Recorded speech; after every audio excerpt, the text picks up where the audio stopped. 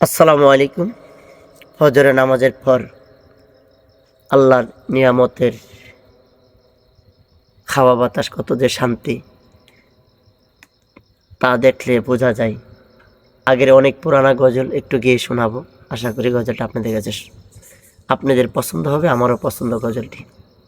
এই সুন্দর ফল, সুন্দর ফুল, মিঠা নদীর পানি, খুদা তোমার মেহেরবানি, খুদা তোমার মেহেরবানি।